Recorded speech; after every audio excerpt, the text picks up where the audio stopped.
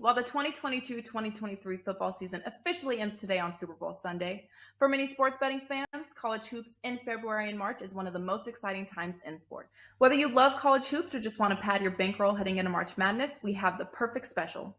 Starting today, get the rest of February with any WagerTalk or Sports Memo handicapper for only $149 each. So to finish off February for as little as $9 per day, head over to your favorite WagerTalk and or Sports Memo handicappers page and grab this limited time offer. This offer includes not only college basketball, but also any NBA, NHL, UFC, soccer, golf, and NASCAR that your favorite WagerTalk and or Sports Memo expert handicaps. No coupon is needed. The earlier you sign up, the more days you get.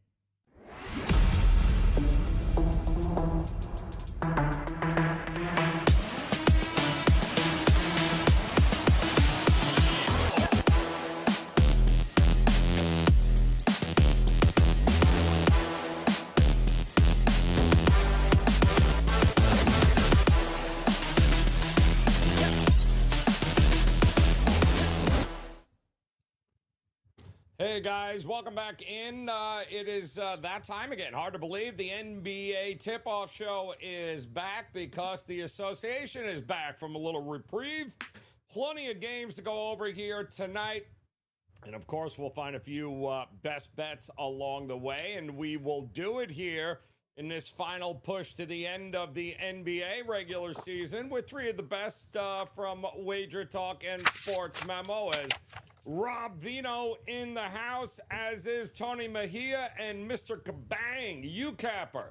Ronald Kabang in the house over at sportsmemo.com. Gentlemen, happy Thursday, and we welcome back the association here tonight. And a ton of games going on here, Vino, and no doubt you got a few locked and loaded, ready to roll here tonight. What's going on over at WagerTalk? Yeah, we do have a couple up and loaded, Joe. One best bet up and available right now. There's an additional NBA play with that, with probably two more to come off of what I've seen the last couple hours. Just haven't had a chance to get them up there.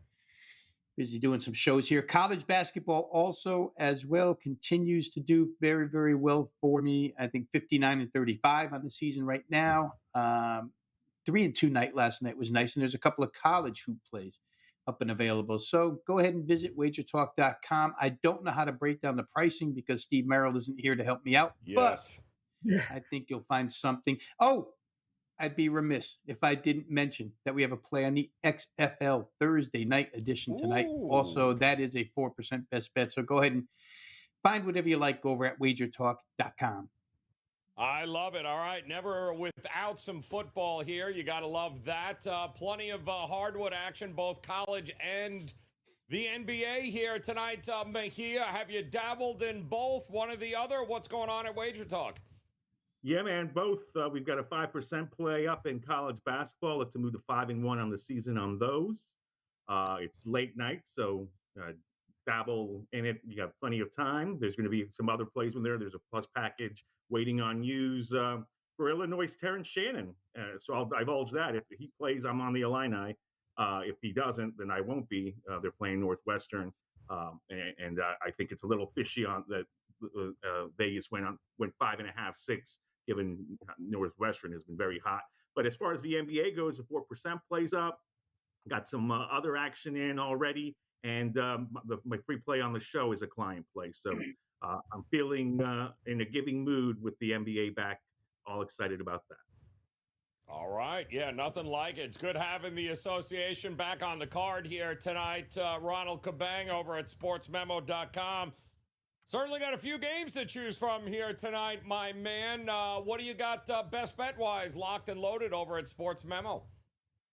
Yeah, I got two plays up right now in the NBA. I have a couple of plays that I'm looking at as well towards the end of this day here. Just need a little bit more information, but I think I might be adding one or two more towards the end of the day on the later cards here. As far as college basketball, I might have one or two. I'm pretty sure I'm going to have one added in college basketball today. I already had 3 soccer games that went 2-1. Probably could have went 3-0 if it wasn't for a red card to spoil an underplay. But yeah, it's pretty solid in college basketball, soccer, and NBA. Hopefully we continue going in the positive direction after the All-Star break here. So we got soccer, basketball association wise, as well as college, NHL. Vino's thrown out XFL. Needless to say, there's no reason not to make it a profitable evening here tonight. We're going to see if we can't do our part here by breaking down a contrarian play of the day. And the gods are back, and they are going to look at the Memphis Grizzlies here tonight, getting 3.5. And, understand that. I mean, it's the Grizzlies on the road. They are playing the Philadelphia Sixers, who have been one of the better home teams this season. In fact, 21-10, I believe, against the spread at home. 17-10 when they are a favorite, but it looks like the contrarian gods not buying it here, Rob Vino. What do you think here about your Sixers taking on them Memphis Grizzlies tonight? Well, here in the area, Joe, there's a lot of different things being talked about. The most recent one is this James Harden contract situation here, where perhaps James Harden isn't even a Sixer next year. Apparently he wants his supermax money that he didn't take this year. Now he wants it, and I don't know that Philadelphia's going to give it to him, but I don't think that that's going to be a speed bump in the way of the Sixers right now. This team's determined.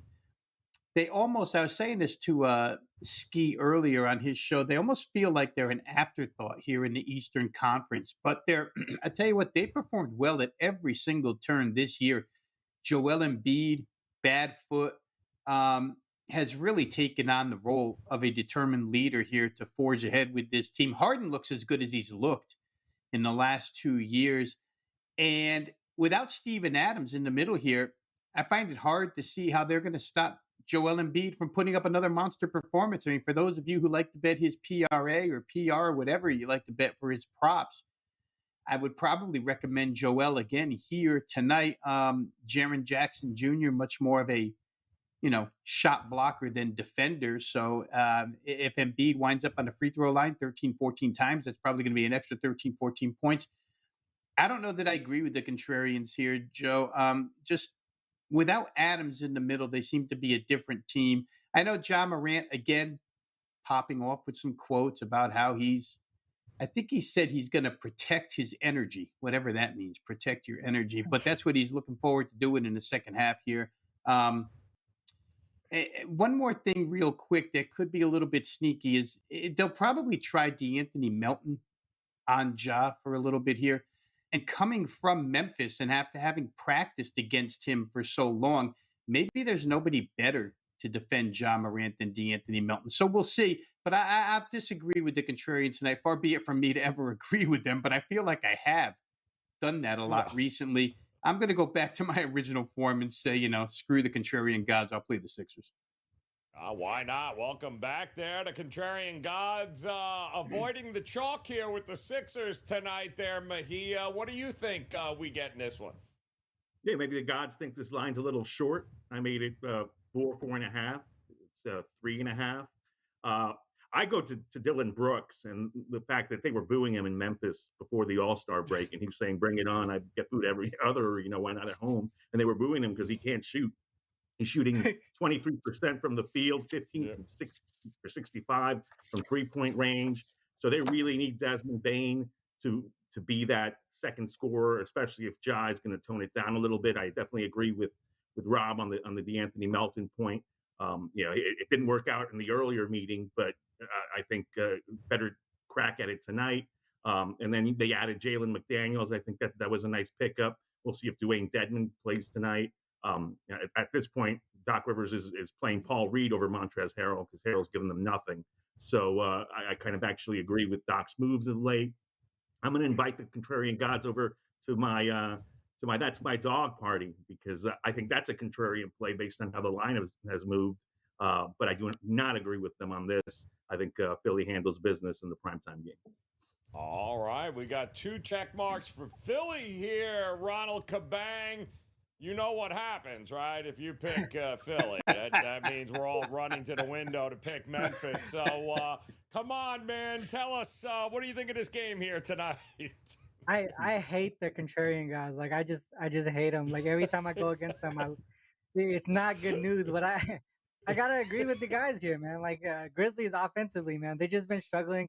Rob mentioned it. I think there's correlation with Adams missing in the lineup here. It's clear that we don't value Adams because of the numbers that he puts up, but more so what he does on the court that no one really puts value in, right? He creates a space there for Ja, not only to score in the paint, but also to create some space out in the corner three or on the side here. So I think it's missed it. That offense is really struggling ever since Allen has been missing, and I think that continues here. I know both teams right now they're really in sort of a look ahead spot, right? Grizzlies look ahead to Nuggets on deck. Sixers, they got the Celtics on deck for them. Key conference games right now, right? And this is a non-conference games. I don't know. I would think that the defense probably won't be out spot on, right? First game back off the All-Star break. Also, with the fact that maybe that this game is not as important as the next one coming up for both teams here. But Grizzlies, they won and covered that first matchup of the season. They won as 4.5 point favorites at home. One thing that I know about the Sixers here is they're one of the few teams this season that have been doing well in revenge spots, and it's one thing that we talk about a lot in a lot of people's breakdowns. Oh, these teams have good revenge and stuff like that, but only certain teams have been doing it, and the Sixers are one of them. It's 11-2 straight up, 11-2 ATS in these revenge angles. If you consider the fact that their opponent is a non-conference team, they're 3-0 straight up, 3-0 against the spread. Also a 3-0 to the over if you like the total there. On the opposite side, we look at we I just talked about revenge angles, but one thing that a lot of people don't talk about is the motivation when you go against a team that you already beat earlier on in the season. Grizzlies 0-4 straight up, 0-4 against the spread as dogs versus teams that they beat in the most recent matchup in the season that's active today here against the Sixers. Not only that, you talked about the Grizzlies and how they struggle on the road dogs. As road dogs specifically, 0-8 straight up, 1-7 against the spread. The average margin in those games about -16, -16, -17. So a lot of things to me are just pointing towards the Sixers side. I'm going to have to go against the contrarian gods. All right. Let me just hit bet on Memphis. All right. We are good to go. Very excellent there, guys. We're going to move on. Here's the contrarian gods are laughing quietly, but they are laughing. 3.5 for the Memphis Grizzlies is where they're rolling. The three guys, they are looking at the Sixers to get it done here tonight. We'll move on to a featured matchup, one in which, well, this is going to be interesting. Golden State on the road, huh? Heading down, taking on the Lakers here tonight. 6 is what we're seeing. Lakers will be laying. Total is 238.5. And let's see here. No Curry, shocker, but maybe soon. No Wiggins, personal matter there. No, I don't know. Did they go through with it? He was on, he was coming, he wasn't going. Gary Payton, not going to be there. But it does look like LeBron and Anthony Davis will be available here. So something's got to give here. What do you think, Vino? First game here out of the break, Golden State on the road. Are you buying them? Well, I mean, if you've been paying attention all season long, you're not buying Golden State on the road, right? They've just been miserable, and the defense has been the major culprit for that this season. However, in this game, Joe, I would lean Lakers for sure. I mean, take it for what it's worth, but LeBron did call these the most important 23 games of his career. I don't know if I buy it, but certainly it shows that he's dedicated to pushing forward and getting this team into the playoffs. And I like what they did at the break, at the deadline. I mean, I feel like they're a bet on team over the course of these last 24 games. To have D'Angelo Russell in there, to have Malik Beasley in there brings a lot more pure scoring than they had with Russell Westbrook, who they, parted ways with. And I think some stuff that's a little bit undersold is the fact that Austin Reeves was injured quite a bit up until the break. I think he came back for the last couple of games. Lonnie Walker was hurt as well. Those are two of the better defenders on the Los Angeles team. And when you start looking at their reserves all of a sudden and you see those two guys and a guy like Jared Vanderbilt, you say, man, this team has some defensive capability when fully healthy, which they are right now. Anthony Davis on the floor always makes them a better defensive team. So I look at the game that these two teams played very recently, 109-103, Lakers win. Andrew Wiggins actually did play in that game for Golden State. Without him tonight, it's fair to say I think that the two guards, Poole and Thompson, are the only real scoring threats for Golden State. So again, if you want to bet side, it's maybe another reason to like the Lakers. But I prefer to play total here, Joe. This total is 26.5 points higher than where the score landed just a couple of weeks ago at 109, 103. I could see the same thing happening here. I could see LA coming out with some defensive fire in quest of trying to hop three teams and find their way into a play-in game. So I think 238.5 was just a little bit too high on a night where there's a lot of numbers in this range. But to me, this is one of the ones that should stay under. Oh, man. Vino going with an under me here. You hear that? Woo! Man, you all right? Too much XFL in your life. That's what's going on, Vino. It's messing with you. Mahia, what do you think? Are you going side total in this? How do you break this one down for us? I mean, I break it down very similar to what Rob just mentioned, that suddenly, because Andrew Wiggins and Steph Curry are out of the lineup, the Lakers are not only deeper, they're much deeper. I mean, significantly deeper. You're talking about your backup guards tonight for Golden State being Ty Jerome and Marcus Moody, Moses Moody, who Steve Kerr refused to play, and now those guys, the Lakers' backup guards are Reeves and Dennis Schroeder, and Schroeder's been holding it down. So if LeBron and Anthony Davis are ready to go, and it sounds like they are all systems go on all this, every game is important. So you hope that they don't suffer a letdown here. To play devil's advocate, though, if Golden State's going to win this game, it's because the Lakers continue to shoot poorly, which now that they have Malik Beasley and D'Angelo Russell, they're much better geared to take advantage of double teams on AD and LeBron. But then the Lakers have to shoot poorly, and then you have to have Dante DiVincenzo step up alongside Klay Thompson and Jordan Poole. So it'll be an interesting watch, and it's an opportunity for the Lakers to really send a message. And they smashed New Orleans right before the break.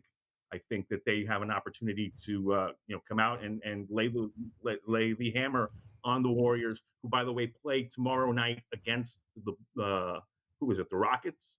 So they're going to get a win there, but they're still going to rest up and we'll see it. I was waiting on that. See, you had to bring it up.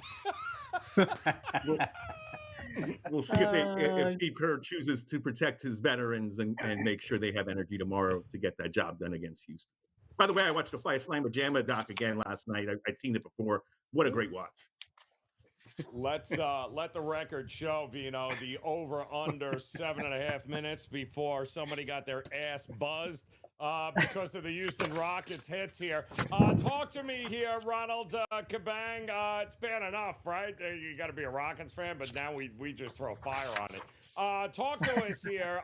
You're not getting gold. You're not even thinking Golden State on the road, or are you with 6 points? Nah, I can't. I mean, I think Rob mentioned it right there. We would expect their offense to struggle because Curry's not there, but really it's been their defense that has been the biggest letdown here for them in the most recent games. They let 8 of their last 10 opponents go over their team total, and this is also the first leg of back-to-back road to home games, so not really a great travel or schedule spot for them in general. And we're already seeing them that they're on the road where they've been struggling all season long. This is a revenge game, like you guys mentioned earlier. The Lakers took care of business just a few games ago, right before the All-Star break. And the Warriors in revenge games, 1-9-1 against the spread this season. And if you also look at, I talked about their schedule spot here on the road on the first leg of back-to-back games. It's actually happened a lot more than I expected, but 1-8 straight up and against the spread in that spot specifically here. And with that game, that last game before the All-Star break where the Lakers had the whole squad there and they looked really good. I don't know if that break was a good thing for them because, it seems like they could put some momentum on their side right now. I do want to see a couple more games before I put my money on the Lakers here, but I can only look towards the Lakers here. Maybe even look towards the team total over for the Lakers. If you don't like the spread here at that number at the 6, it has gone a couple points up from the open. And maybe look towards that team total over because Warriors defense really struggling right now. Yeah, no, it's and man, no Wiggins either. With outside of Draymond, wow, who else they got playing defense right now in Golden State? Yep. And Wiggins ain't in there. So we'll see what happens here tonight. 10 o'clock Eastern time tip there. One of the late games, Warriors and Lakers. And of course, We got a total we're going to focus on in our overtime segment, and this too going to be out west as the Portland Trailblazers will be visiting the Sacramento Kings, and it wouldn't be the NBA if we didn't have at least one game up in the 240s here tonight, right? 239 and a half, steamed up now. 242 is what we are seeing. Sacramento, Portland, Vino, is it just over or pass at this point with these two teams? Well, I mean, first things first, we'll see if Portland can even get to the arena, right? They apparently weren't even off the ground about 45 minutes ago trying to get their way to Sacramento. There was even some talk of maybe if they can't get up in the air, a little postponement of this game. Hopefully that doesn't happen. And if it doesn't, Joe, I would say this. You probably have to look at total here. But maybe from a Sacramento team total perspective, more than a full game total, because it's tough to say how the travel has gone today for Portland, how that would affect them as far as getting to the arena late, maybe being cold early, who knows. But I think Sacramento certainly can take advantage of all of that, and they have the offense to take advantage of all of that. So I would probably look at team total here.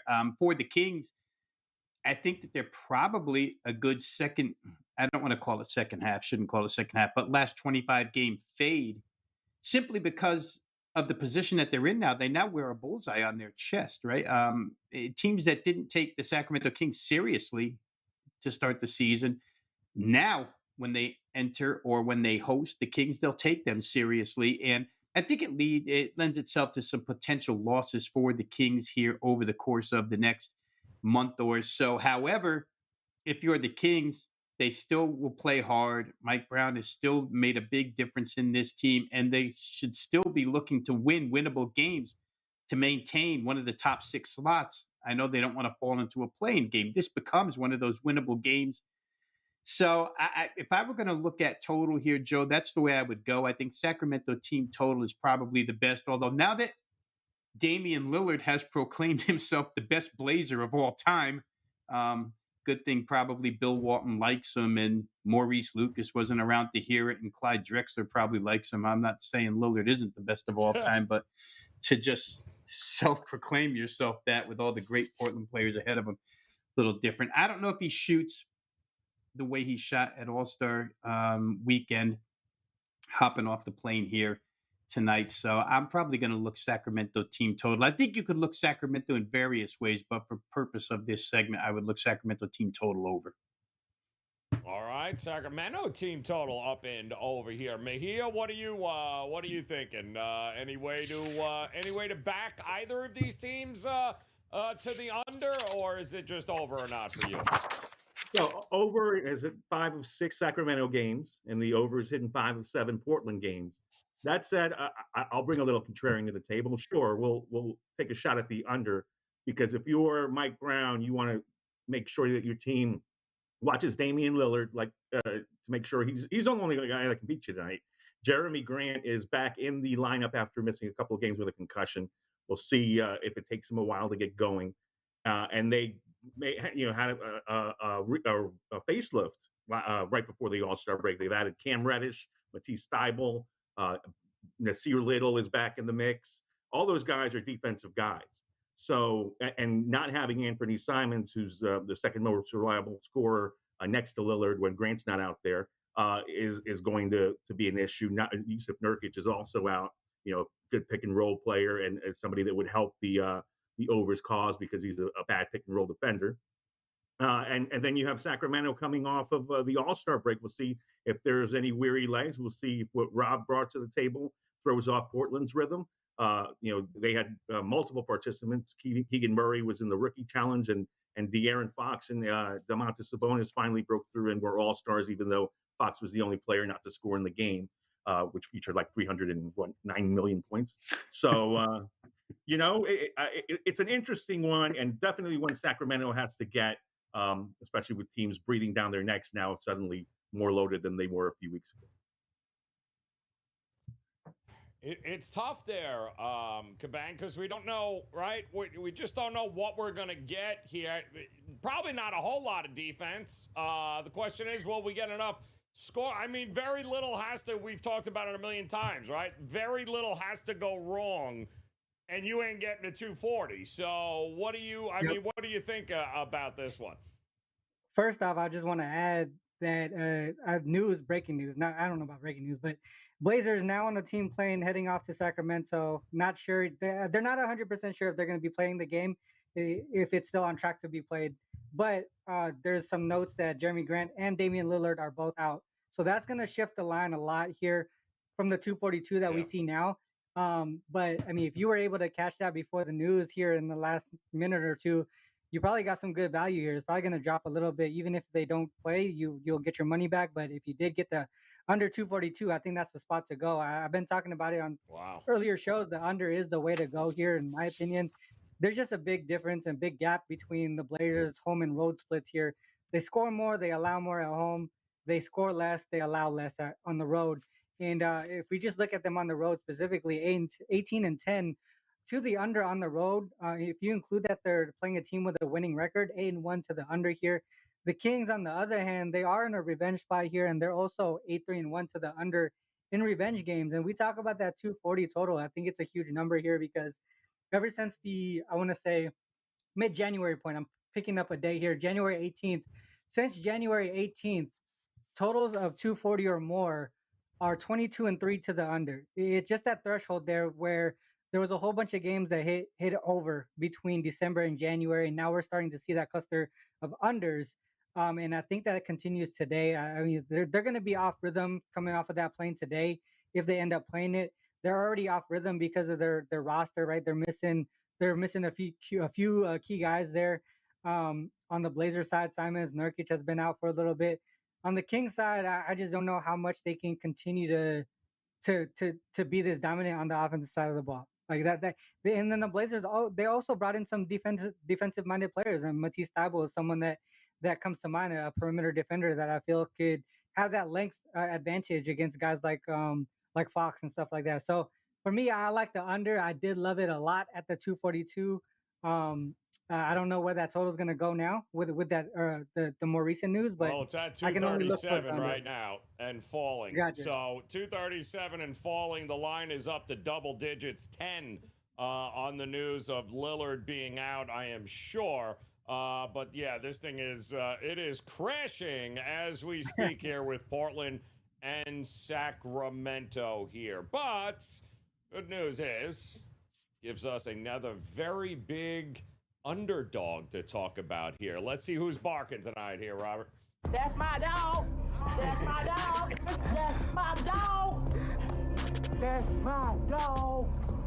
And anybody got to say anything, you let me know. That's my dog. All right, well, we got a few of them here. Indiana is a big dog tonight against Boston, Detroit, Denver, Memphis, we talked about New Orleans, San Antonio, OKC, the Warriors, and now Portland moving up in the world there. Tens are now starting to show up across the board. So plenty of dogs here to choose from. Vino, which one of these dogs may be barking for you here tonight? Well, the knee-jerk reaction would be just to play Portland because their star player is out, right? Because in the NBA, if your star player goes out, you just bet the other side and you cash tickets all season long. We don't have exact percentages on that, but we know how that goes. If you're me and your favorite dog out of the bunch was New Orleans, you're shit out of luck because somebody else on the panel likes New Orleans. So I'll let that go. So I'm going to go to San Antonio. I'm going to go to the Spurs, and not because, it took 60 games for Greg Popovich to open his mouth with his lousy team and talk about something other than, his views on the nation. And he comes out and rips his team for the excuse of being young and try playing some defense and blah, blah, blah. But Jeremy Sohan had a quote to basically counter that. And, the gist of the quote was, hey, we are young and we are trying to find our way.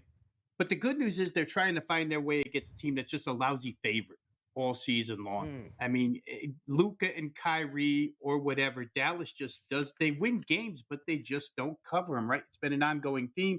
Home favorite, 8-15 this season, only a 34.8% cover. As a favorite in general, 12-26 in home games, 10-16. It would be better, Joe, if they had a back-to-back situation, but Dallas doesn't. They have a couple of days off. But I just think the sheer number here, 14.5 points, is, worth taking with San Antonio. So for sake of this dog segment, San Antonio is not the prettiest play, but Dallas has just been a horrible favorite. So why not play against them in that role one more time? Yeah, Lynn, that's just not being a favorite. That's being obnoxious. And they haven't been very good at it. So there you go. Vino back in the 2 touchdowns with San Antonio. Mejia, which one of these you had mentioned you don't mind backing with the contrarians? Which one? Tell us. Where are you going? I'm working multiple angles here. I'm telling people to take down packages because my big play was on Sacramento today. Full divulging. So that's out. I'll be I had them first quarter, first half, whole game. Love Sacramento today, and that was before the news of them leaving, and no Lillard didn't bring it. So feeling pretty good about it tonight. Now we'll try to look to see how to capitalize on Portland in DFS. My dog is, and Vino mentioned it. It's going to be the Pelicans. And it's because I'm not sure why the line moved as significantly as it did a couple hours ago, from 3.5, 4 to 6. And I assume it's because OG Anunoby was announced that he's a go, but he was kind of a foregone conclusion that him and Thaddeus Young would be a go in this game. So maybe just late on the news, and now that it's official, people really like Toronto. I think there's value now on New Orleans. Larry Nance Jr. is going to play for the Pelicans today, and you've got a pretty deep Pel squad, especially if Daniels also plays. He's listed as questionable. I mean, I really had to look to see if McCollum or Ingram got injured, and as of the 4:30 report, they're good to go. Still, you got Trey Murphy, Herbert Jones, Valanciunas to battle with Pirtle, Nance now in, Najee Marshall, Alvarado. They're going to be able to play with the Raptors. So I think it's a slight overreaction that Anunoby's in. Give me the Pelicans plus the points. I'm with you. I thought that was, everyone knew he was in. This morning we knew he was playing. Like, I'm very strange the way they reacted to that. So right now, 6s across the board is what we're starting to see. How about with you, Ronald? Tell me which one of these dogs is barking tonight for you. Yeah, I'm going with the ugly one. I'm going with the Pistons here. I think I think they have a shot. The main reason why is just because I don't trust the Magic as home favorites. They are just 2-4 straight up and against the spread as home favorites this season. But if you look at those games a little bit deeper, they actually allowed their opponents to go over their team total in all 6 games. So for me, I think the Pistons here, I know they don't have a lot to play for, but they do have some guys who really want to make a name for themselves. And for me, one thing that I have noticed with this Pistons team, they've done well against teams that they beat in the most recent matchup. This is something where I feel like they just have a good matchup between these two teams here. Pistons have won both matchups so far this season. Both games were at home, but I do think that they match up well against this Magic team. I just feel like 7 points is a lot for this Magic team at home. You want to back them at home as dogs, not as favorites here. And like I mentioned, I think with both of these teams here being sort of the bottom tier teams in the East, I just feel like there's not going to be a lot of defense played. And if that happens, Pistons have a chance to cover this one. I think it might be a layup drill, to be honest. I'm looking at the Pistons team total over, but I would like the Pistons to cover that number at the very least. All right. That is some ugly ass going on here in this dog segment. Now let's see if we can class this place up a little bit with a few best bets. Let's go.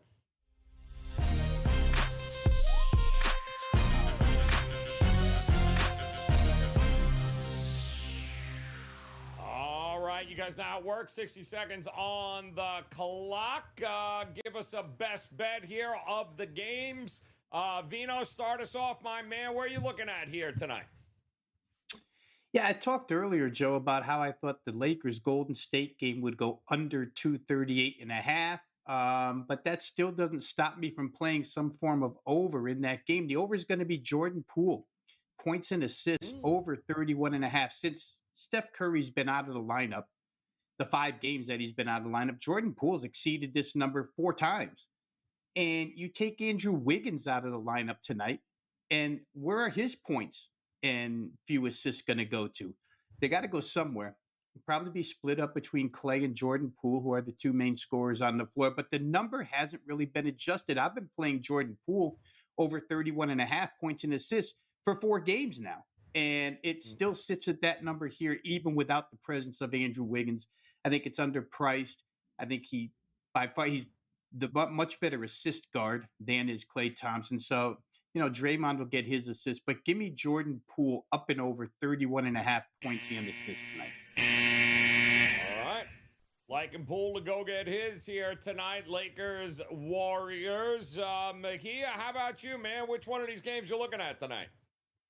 All right, well, this is an ugly matchup, even though both of these teams are in the Western Conference play-in picture.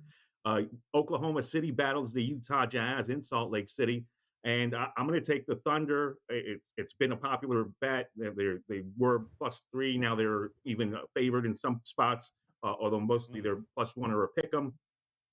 Look, Lauri Markkanen has really struggled of late. He's shooting 14 for 51 from three-point range, and that doesn't include the 1 for 6 that he played in the All-Star game. And he's missing some wide open looks. Clearly, his back is an issue. They're without Colin Sexton tonight. They traded all their depth to the Lakers.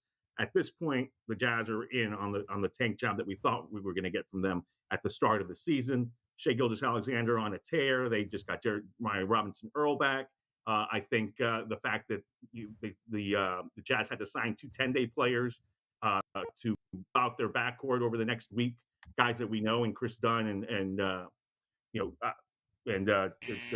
Frank Jackson, I think will get the job done for OKC. Back to Thunder. All right, back in the Thunder here tonight against the Jazz and a small number. And Ronald Kabang, you capper over at sportsmemo.com. Which one of these games you circle for us here tonight, man? Yeah, I'm looking at the Cavs here. I think they get it done. It's a short line at -2, so we're looking for them to just really win this game outright. I know the Nuggets won and covered the first matchup, 121-108.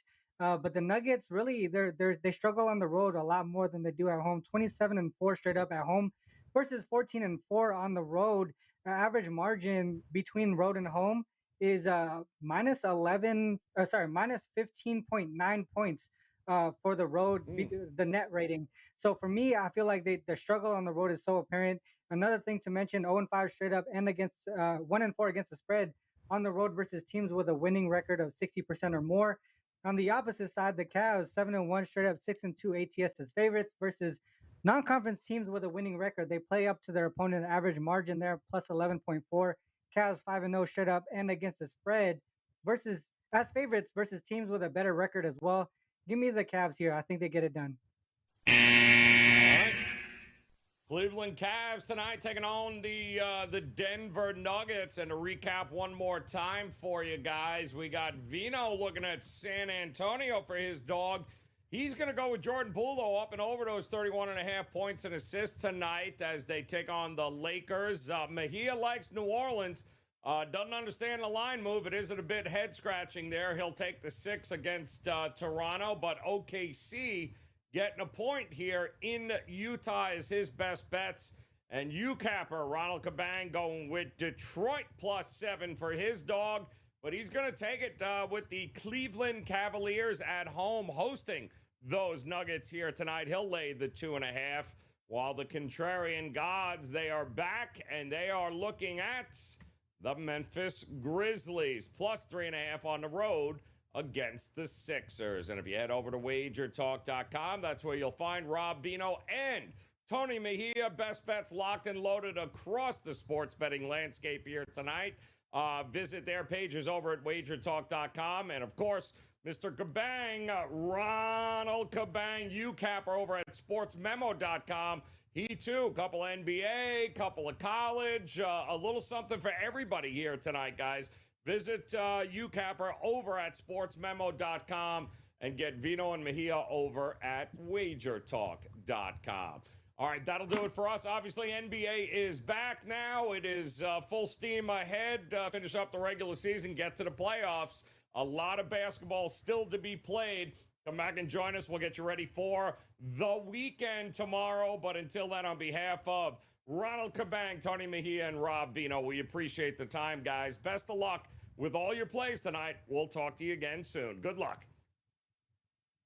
While the 2022-2023 football season officially ends today on Super Bowl Sunday, for many sports betting fans, college hoops in February and March is one of the most exciting times in sports. Whether you love college hoops or just want to pad your bankroll heading into March Madness, we have the perfect special. Starting today, get the rest of February with any WagerTalk or Sports Memo handicapper for only $149 each. So to finish off February for as little as $9 per day, head over to your favorite WagerTalk and or Sports Memo handicappers page and grab this limited time offer. This offer includes not only college basketball, but also any NBA, NHL, UFC, soccer, golf, and NASCAR that your favorite WagerTalk and or Sports Memo expert handicaps. No coupon is needed. The earlier you sign up, the more days you get.